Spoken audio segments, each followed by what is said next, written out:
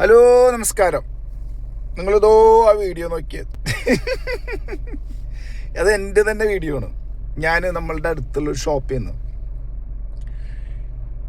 മുളക്, കാശ്മീരി മുളക് ഉണ്ടല്ലോ, വലുത് ഉണക്കമുളക്, അത് മേടിക്കാൻ പോയതാണ്. അപ്പോൾ അത് 2 കിലോ മേടിക്കേണ്ട ആവശ്യമുണ്ടായിരുന്നു.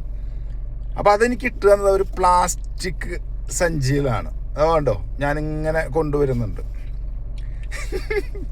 ഞാൻ കൗണ്ടറിൽ വന്നിട്ട് സഞ്ചി ചോദിച്ചപ്പോൾ തുണിസഞ്ചി ഉണ്ട്, പേപ്പർ സഞ്ചി ഉണ്ട്, വേറൊരു സഞ്ചിയില്ല.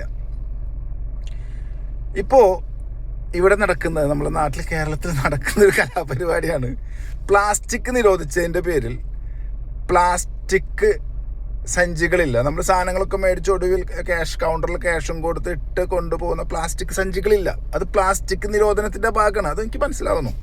അതിന് പകരമുള്ള തുണിസഞ്ചികളും പേപ്പർ സഞ്ചികളൊക്കെ ആണ്. അത് നമ്മൾ അഡീഷണൽ പൈസ കൊടുത്ത് മേടിക്കുകയും ചെയ്യണം. അല്ലെങ്കിൽ ഈ സാധനങ്ങളൊക്കെ നമ്മൾ തലയിൽ വെച്ച് കൊണ്ടുപോകണം. ഓക്കെ, അത് നല്ല കാര്യം തന്നെ. പ്ലാസ്റ്റിക് സഞ്ചികൾ ഒക്കെ നിരോധിക്കുന്നത് നല്ല കാര്യം തന്നെ. പക്ഷെ എൻ്റെ ചോദ്യം ഒന്നേ ഉള്ളൂ. ഞാനിപ്പോൾ കണ്ടേ ഈ കൊണ്ടുവരുന്ന ഈ മുളകിട്ടിട്ടുള്ള സാധനം ഉണ്ടല്ലോ, അതെന്താണ്? തുണിയാണോ പേപ്പറാണോ? അതും പ്ലാസ്റ്റിക് തന്നെയാണ്.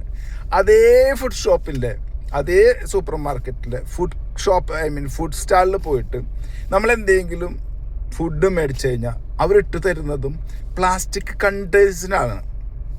പ്ലാസ്റ്റിക്കിൻ്റെ കണ്ടെയ്നേഴ്സ് ഉണ്ട്, അതിലാണ് നമുക്ക് ഫുഡ് സർവ് ചെയ്ത് പാർസൽ കൊണ്ടുപോകാൻ അവരിട്ട് തരുന്നത്. അപ്പം അതും പ്ലാസ്റ്റിക്കാണ്. എന്തിനു പറയണോ, നമ്മളൊരു ഷെൽഫിൽ പോയിട്ട് എല്ലാ ഫുഡ് സ്റ്റഫ്സും പാക്ക് ചെയ്ത് വെച്ചിട്ടുള്ളത് പ്ലാസ്റ്റിക്കിൻ്റെ ബാഗുകളിലാണ്. ഏതൊരു ഫുഡ് കോർട്ടിൽ പോയിട്ടും നമ്മൾ ഫുഡ് മേടിച്ച് കഴിഞ്ഞാൽ, പാർസൽ മേടിച്ച് കഴിഞ്ഞാൽ നമുക്ക് പാക്ക് ചെയ്ത് തരുന്നത് പ്ലാസ്റ്റിക് കണ്ടെയ്നേഴ്സിലാണ്. അപ്പോൾ പ്ലാസ്റ്റിക് നിരോധിക്കുകയാണെങ്കിൽ ഈ കൗണ്ടറിൽ ഒടുവിൽ ഒരു മനുഷ്യൻ വീട്ടിലോട്ട് സഞ്ചി ചാത്തിപ്പിടിച്ച് പോകുന്ന അത് മാത്രം നിരോധിച്ചതിൻ്റെ പിന്നിലുള്ള കാര്യം എന്താണെന്ന് എനിക്ക് മനസ്സിലാവാത്തത്. നിരോധിക്കുകയാണെങ്കിൽ എല്ലാ കാര്യങ്ങളും നിരോധിക്കണം, അല്ലേ? ഇപ്പോൾ കൊണ്ടു നോക്കൂ, ഞാൻ ഈ നടന്നു വരുന്നത് പ്ലാസ്റ്റിക് ബാഗുകളിലാണ്. 4 പ്ലാസ്റ്റിക് തിക്കുള്ള പ്ലാസ്റ്റിക് ബാഗുകളിലാണ് എനിക്ക് ഈ മുളക് തന്നിട്ടുള്ളത്.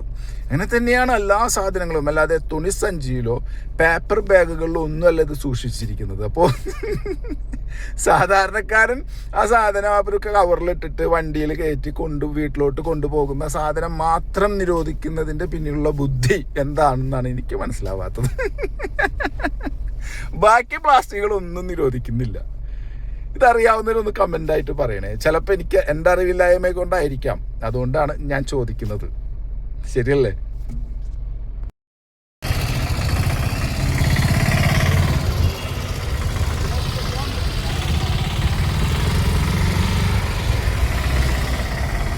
ഹലോ നമസ്കാരം.